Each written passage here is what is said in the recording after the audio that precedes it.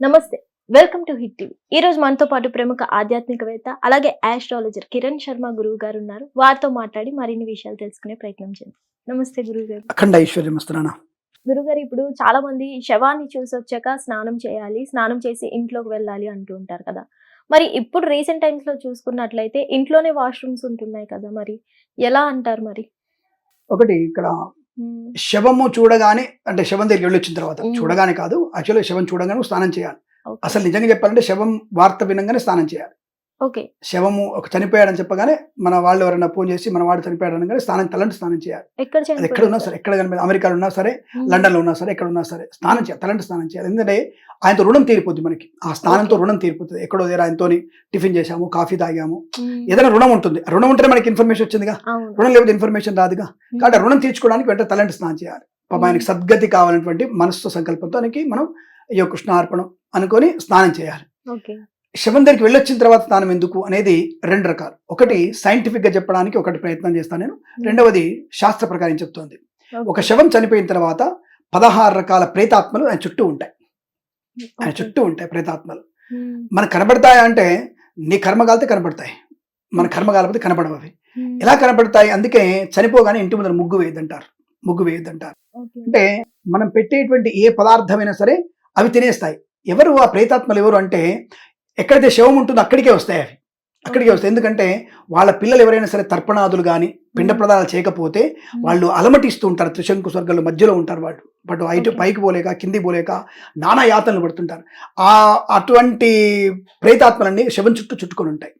అక్కడ వెళ్ళినప్పుడు ఆ శవాలలో మనం కూడా చూస్తుంటాయి. అవి అరే వీడి ఇంట్లో అయినా పెడతాడేమో చూద్దాం, మనల్ని ఆవహించుకునే అవకాశం ఉంటుంది. కాబట్టి మనం తప్పకుండా ఇంటి బయటనే స్నానం చేయాలి. ఒకవేళ శవాన్ని చూడడానికి వెళ్ళినప్పుడు నేరుగా మీరు శ్మశానానికి వెళ్ళినా పర్లేదు, లేదా మీరు ఏదైనా హోటల్కి వెళ్ళి హోటల్లో స్నానం చేసినా పర్లేదు. అంటే హోటల్ వాళ్ళకి అంటితే పర్లేదా అంటే, అక్కడ సముదాయం, అది సాముదాయకమైనటువంటి స్నాన గది. నేనేమంటానంటే, మీరు తప్పకుండా మీరు శవం దగ్గరికి వెళ్ళినప్పుడు అక్కడ శ్మశానానికి కూడా వెళ్ళండి. శ్మశానంలో మనకి బయట ఉంటాయి స్నానాల గదులన్నీ కూడా. అక్కడ మీరు ఆ బట్టల మీద స్నానం చేయాలి. ఆ బట్టల మీద స్నానం చేసేసి గట్టిగా పిండుకొని ఆ బట్టలు వేసుకొని ఆటోలోనో కార్లోనో ఇంటికి వచ్చేసేయాలి.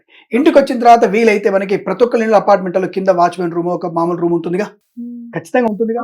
లేదు అని మీరు ఇందాక ప్రశ్న అడిగారు, ఖచ్చితంగా వాచ్మెన్ రూమ్ కింద ఉంటుంది.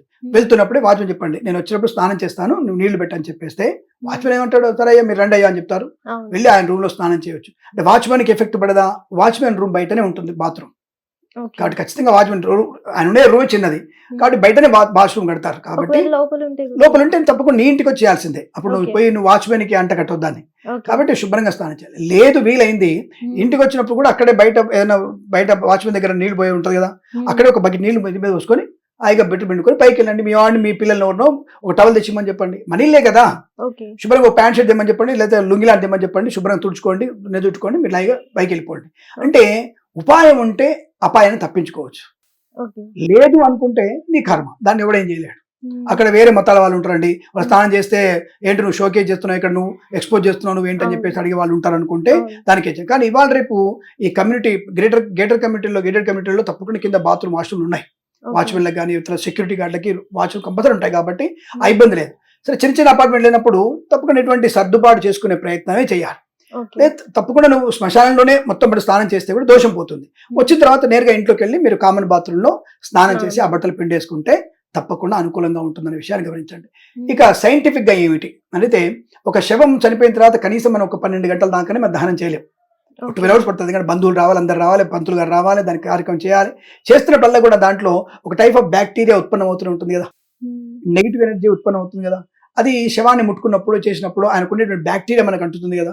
ఆ బ్యాక్టీరియా దగ్గో, జ్వరమో, జలుబో, అయితే చనిపోయిన వాళ్ళకి కంపల్సరీగా మలమూత్ర విసర్జన చేస్తారు వాళ్ళు. అదంతా కూడా పట్టుకుంటాం మనం, పట్టుకోవాల్సింది కదా. ఇంత స్నానం చేయించినా మనకి అది అంటుకుంటుంది కదా, అంటే మనకి ఆ బ్యాక్టీరియా మనకు అంటుకుంటుంది కదా, దానివల్ల అంటురోగాలు వస్తాయి. కాబట్టి అటువంటి అంటురోగాలు కలిగించడానికి శ్మశాన దేవస్థానం ఇంటికి వచ్చాక శుభ్రంగా స్నానం చేస్తే మనకి రోగం కూడా రాకుండా ఉంటుంది. ఈ రకమైనటువంటి ఒకటి ప్రేతాత్మలని మనం తప్పించుకునేటువంటి స్నానం ఒకటి, స్నానం చేస్తే దగ్గర రావు. కాబట్టి అదొకటి. మనము బ్యాక్టీరియా రాకుండా, ఇటువంటి ఇతరుల నుంచి సంక్రమించే రోగాలు రాకుండా మనం చేసేటువంటి స్నానం వల్ల మనకి ప్రశాంతం ఉంటుంది. ఇది ఏ మతం అయినా చేయాల్సిందే. హిందువులే చేయాలా, ముస్లిం చేయాలా, క్రిస్టియన్ చేయాలా ఉండదు. ఏ మతం అయినా సరే ఇవి తప్పకుండా ప్రతి ఒక్క వ్యక్తికి ప్రేతాత్మను చుట్టుకొని ఉంటాయి. ఓకే. వాడికి ప్రేతాత్మలకి పైన వాడు తెలియదు, ఈయన క్రిస్టియనా ముస్లిం వాడు తెలియదు. ఓకే. వాడు మనిషి వచ్చాడు, వాడికి అంటుకుంటాయి అవి. ఓకే. కాబట్టి ఒక్కొక్క మతంలో ఒక్కొక్క రకమైనటువంటి శవదహనాన్ని, శవంని ఖననం చేయడం లాంటివి ఎక్కువగా ఉంటాయి. అలా చేయడం వల్ల స్నానం చేస్తేనే మనకి ప్రశాంతత ఉంటుంది, లేదా రోగాలు రాకుండా ఉంటాయి, లేదా అనేక రోగాలు వచ్చేసి మళ్ళీ మన ఇంట్లో శవం లేస్తుంటే అర్థం ఇదే. అంటు రోగము, భయము, ప్రేతాత్మలు పట్టుకోవడం వల్ల ఇంట్లో దరిద్రం సంభవించడము, పిల్లలకి చికాకులు ఇవ్వడము, ఇవన్నీ కూడా జరిగే అవకాశం ఉంటుంది. కాబట్టి ఈ కారణం చేతనే ఆడవాళ్ళని శ్మశానం రానివ్వరు. శ్మశానానికి వచ్చి మళ్ళీ వాళ్ళ స్నానం ఎక్కడ చేస్తారు? అయినా కొంతమంది స్నానానికి వెళ్తారు, వెళ్ళి స్నానం చేస్తారు కొంత ఆడవాళ్ళు కూడా. కానీ ఆ పడిబిడ్డతోనే వస్తారు, పచ్చిబట్టలతోనే ఇంటికి వచ్చేస్తారు వాళ్ళు, గట్టిగా పిండుకొని పచ్చిబట్టలతో ఇంటికి వచ్చి మళ్ళీ స్నానం చేస్తారు వాళ్ళు. కాబట్టి ఇట్లా మనకి 2 రకాల ప్రమాదాల నుంచి బయటపడడానికి శవాన్ని చూసిన వెంటనే, శవాన్ని ముట్టుకున్నా కానీ, శ్మశానానికి వెళ్ళినా కానీ తప్పక స్నానం చేస్తే మనకి ప్రశాంతత. 3వది ముఖ్యమైనది, రుణానుబంధం తొలగిపోతుంది.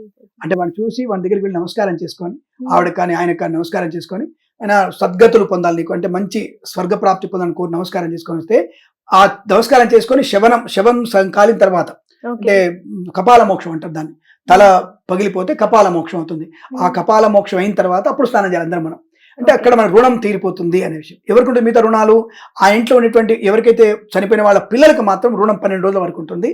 వాళ్ళు మాత్రం దీక్షలో ఉంటారు, మిగతా వాళ్ళ దీక్ష అయిపోతుంది.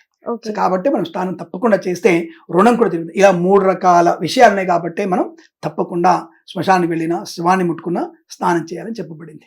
గురుగారు, మీరు ఇందాక చెప్పారు కదా, ఫోన్ లో విన్నా సరే మనం స్నానం చేయాలి అని. సో కొంతమందికి చనిపోయిన ఎన్నో రోజులకు తెలుస్తుంది కదా, ఎప్పుడు తెలిసినా సరే స్నానం చేయాలి. అప్పుడైనా అరే 2 నెలల క్రితం చనిపోయాడు వాడు అని ఫోన్ వస్తుంది, అమెరికాలో ఉన్నా అందలేదు, లేదా రష్యాలో అందలేదు, మనకి వెంటనే తెలిసినప్పుడు 2 నెలల తర్వాత తెలిసిన అనుకోండి, అరే ఎప్పుడు చనిపోయాడు రా అనగానే శుభ్రం ఫోన్ పెట్టి శుభ్రంగా తలంటి స్నానం చేయాలి. ఎప్పుడు తెలిసినా సరే, సంవత్సరంలో ఎప్పుడు తెలిసినా స్నానం చేయాల్సిందే. ఓకే. అంటే గురుగారు మీరు చెప్పారు కదా, ఇప్పుడు ఏ మతంలో అయినా సరే చనిపోయిన తర్వాత శవం దగ్గరికి వెళ్ళొచ్చిన తర్వాత స్నానం చేయాలి ఎవరైనా సరే.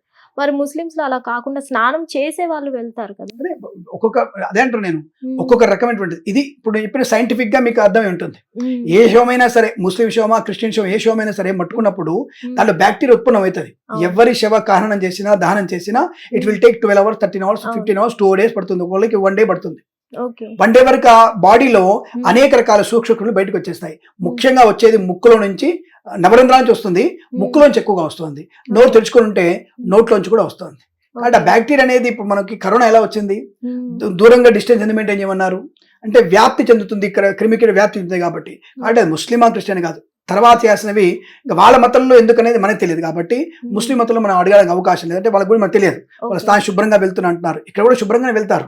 ఇక్కడ వీళ్ళందరూ కూడా శుభ్రంగా స్నానాలు చేసి, విభూతులు పెట్టుకొని, గంధాలు పెట్టుకొని, శవానికి కూడా స్నానం చేయించి, కొత్త వస్త్రాలు వేసి, పులదండ వేసి, ధూపము, దీపము, అగరబత్తి వేసి, హోమం చేసి అప్పుడు వెళ్తారు వీళ్ళు ఇక్కడి నుంచి. వీళ్ళు ఇంకా శుద్ధిగా వెళ్తారు. వీళ్ళు అక్కడ వాళ్ళు స్నానం చేసి వాళ్ళు శుద్ధిగా వెళ్తారు. ఎవరు వెళ్ళినా సరే తర్వాత స్నానం చేసే ప్రక్రియ మీకు చెప్పాను, రుణం తీరిపోవడానికి ఒక ప్రక్రియ ఉంది. మరి వాళ్ళ దాంట్లో ఎలా రుణం తీరుతుందో మనకు తెలియదు, అంటే వాళ్ళ మతానుసారంగా మనకు తెలియదు. కాబట్టి శవాన్ని ఖననం అయిన తర్వాతనే స్నానం చేయాలి, అప్పుడే బంధం విడిపోతుంది. బంధం విడిపోదు కదా. ఈ ప్రేత బంధము, అంటే ఈ శవాన్ని కూడా ప్రేత అంటారు, ప్రేత రూపంలో ఉంటాడు ఆయన. అంటే 12 రోజుల వరకు ఆయన అక్కడే తిరుగుతూ ఉంటాడు. మన ఇంటికి, ఆ ఇంటికి, ఎవరి మీద ఆయనకి ఇష్టం ఉందో, ఆమెకి ఇష్టం ఉందో వాళ్ళు తిరుగుతూ ఉంటారు వాళ్ళు. కాబట్టి మన కర్మకాండాలు చేయాలి, 12 రోజుల కర్మకాండాలు చేయాలి. చేయడం వల్లనే, పిండ ప్రదానాలు చేయడం వల్లనే, నూనె పెట్టడం వల్లనే తృప్తి పొంది ఆ తర్వాత వాళ్ళ ప్రయాణాన్ని స్టార్ట్ చేస్తారు, స్వర్గలోకానికి ప్రయాణం స్టార్ట్ చేస్తారు. అందుకే ప్రతి మాసికం కూడా పిండాలు, తర్పణాలు పెట్టి అందరిని పిలిచి భోజనం పెట్టాలి. సంవత్సరం విముఖం తర్వాత వాళ్ళకి శ్రాద్ధ కర్మలు చేసి అప్పుడు సపిండీకరణ అంటారు, అంటే పెద్దలతో కలిపేస్తారు. అప్పటి నుంచి వాళ్ళ సంవత్సరం ఒక రోజే మనం వాళ్ళకి అన్నం పెడతాం, అది పిండ ప్రదానం చేస్తాం. కాబట్టి ఎవరైనా సరే శవ దహనం ఖననం తర్వాత స్నానం చేయాల్సిందే. అలా చేస్తేనే బంధం విడిపోతుంది, లేదా బంధం అట్లాగే ఉంటుంది. గురుగారు, ఇందాక మీరు చెప్పారు కదా, ఒక శవం ఉంది అంటే ముగ్గు కూడా వేయరు అని. కొంతమంది వంట చేయరు, స్టవ్ ముట్టించరు, వీటన్నిటికీ సంబంధం ఉంటుంది? తప్పకుండా ఉంటుంది. అంటే చెప్పా కదా, ప్రేత అనేది ఎవరింట్లో అక్కడ ఏం కనబడితే తినడానికి వచ్చేస్తుంది. కాబట్టి ఊళ్ళల్లో మీకు బాగా గుర్తుపెట్టుకోండి, ఊళ్ళల్లో ఒక శవం కనుక, అంటే ఒక మరణం జరిగితే మాత్రం స్టవ్ వెలిగించారు ఎవరు, పిల్లలు కూడా ఎవరు, కానీ పాలు తాపిస్తారు పిల్లలకి. పాలు కాబట్టి వెనకకి పోయి పాలు కాబట్టి పిల్లలు తాపిస్తారు. కాబట్టి పిల్లల మీద ప్రేతాత్మ ప్రభావం ఉండదు కాబట్టి వాళ్ళు ఎవరు కూడా పోయి ముట్టియారు. ఆ ఊళ్ళో మొత్తం శవం వెళ్ళిపోయేంత వరకు ముట్టియారు వాళ్ళు. ఎందుకంటే అరే మనోడేరా, మనోడు చనిపోయాడు, అక్కడ మాల, మాదిగా, బ్రాహ్మణం చూడరు వాళ్ళు. అరే మనోడు రా, మన ఇంటి, మన గ్రామంలో రా చనిపోయాడు అని చెప్పి అందరూ అక్కడే ఉంటారు. అవును. అక్కడే ఉండి అక్కడే శవం పోయేంత వరకు ఏడుస్తూ బాధపడుతూ ఓదారుస్తుంటారు కాబట్టి ఎవరు కూడా స్టవ్ ముట్టించేటువంటి అవకాశం ఉండదు కాబట్టి ఊళ్ళలో చేయరు. ఇక పట్టణాల్లో ఎదురుగా శవం ఉంటే ఇక్కడ శుభ్రంగా చికెన్ మటన్ తినేటువంటి స్థాయికి దిగజారిపోయాం మనం. అవును. అంటే ఒక్కొక్కరికి లేకుండా పోయింది. అంటే ఒక బంధము, ఒక ప్రేమ, ఆప్యాయత, కనికరము అవి లేకుండా పోయినాయి. అదే మనకి పట్టణాల్లో పెరుగుతున్నటువంటి బీభత్సమైనటువంటి దౌర్భాగ్య స్థితి ఇదే. ఒకరి మీద ఒకరికి ప్రేమలు వాత్సల్యం లేకపోవడం. కానీ గ్రామాలు ఇప్పటికీ ఉంది, అది పాటిస్తున్నారు వాళ్ళు. అందుకే ముగ్గు వేయరు. ముగ్గు వేసిందంటే అక్కడ అన్నం వండితే ఆ ప్రేత అన్నం దగ్గరికి వచ్చేస్తుంది, అన్నాన్ని అది స్వీకరిస్తుంది.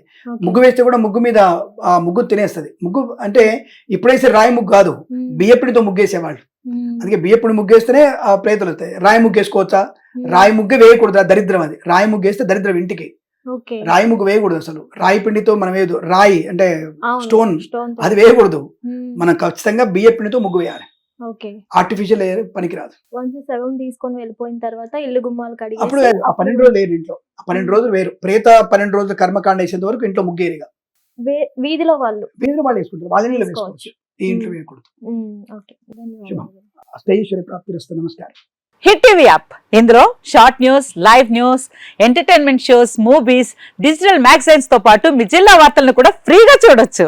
ఇంకెందుకు ఆలస్యం, వెంటనే హిట్ టీవీ యాప్ ని డౌన్లోడ్ చేసుకుని ఫ్రీగా ఎంటర్టైన్మెంట్ పొందండి. Hit TV app. Hit TV app. Please download hit TV app. Hit TV app ని ఫ్రీగా డౌన్లోడ్ చేసుకుని ఎంజాయ్ చేయండి. మీకు నచ్చిన ఎంటర్టైన్మెంట్ కోసం హిట్ టీవీ యాప్ ని ఫ్రీగా డౌన్లోడ్ చేసుకుని ఎంజాయ్ చేయండి. హిట్ టీవీ యాప్ ని డౌన్లోడ్ చేసుకుని ఆస్వాదించండి, ఆశీర్వదించండి. ఇంతమంది సెలబ్రిటీలు హిట్ టీవీ యాప్ ని డౌన్లోడ్ చేసుకోండి అని చెప్తున్నారంటే ఎంత మంచి యాప్ ఆలోచించండి.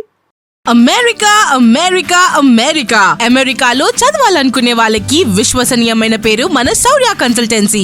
UK లో 1 year masters. UK లో 1 year masters. 2 years work permit up to 5 years visa. Contact Saurya Consultancy. Contact 89851 89851.